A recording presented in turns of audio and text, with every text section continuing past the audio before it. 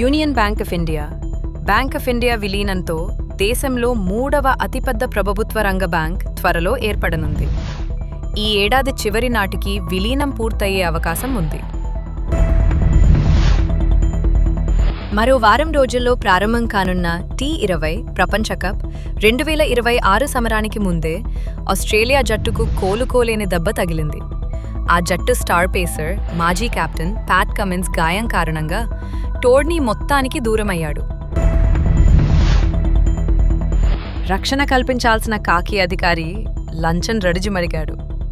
Chit fund కేసులో చిక్కుకున్న బాధితుడిని బెదిరించి లక్షల్లో బేరం పెట్టాడు.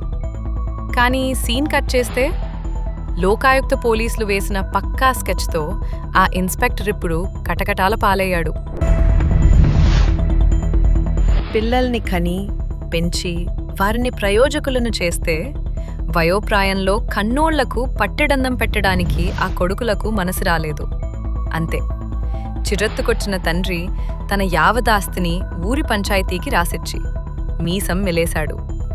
ఈ సంఘటన హనుమకొండ జిల్లా ఎల్కతుర్తి మండలం పెంచికల్పేటలో వెలుగు చూసింది.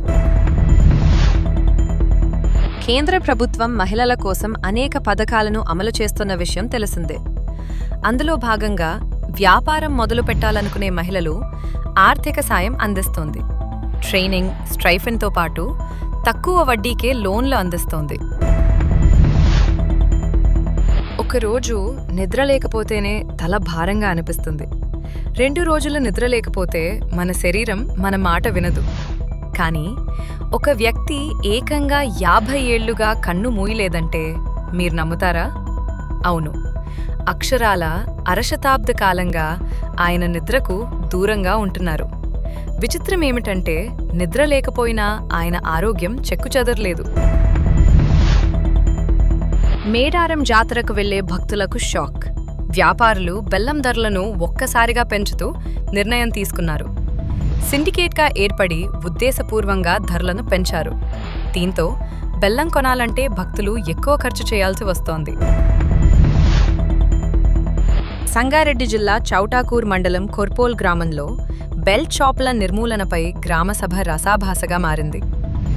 ఎన్నికల హామీ మేరకు గ్రామంలో మద్యం నిషేధం అమలు చేస్తామని సర్పంచ్ సునీతారెడ్డి ప్రకటించడంతో మందుబాబులు తీవ్ర ఆగ్రహం వ్యక్తం చేశారు. కొత్త నిబంధన అమల్లోకొచ్చింది.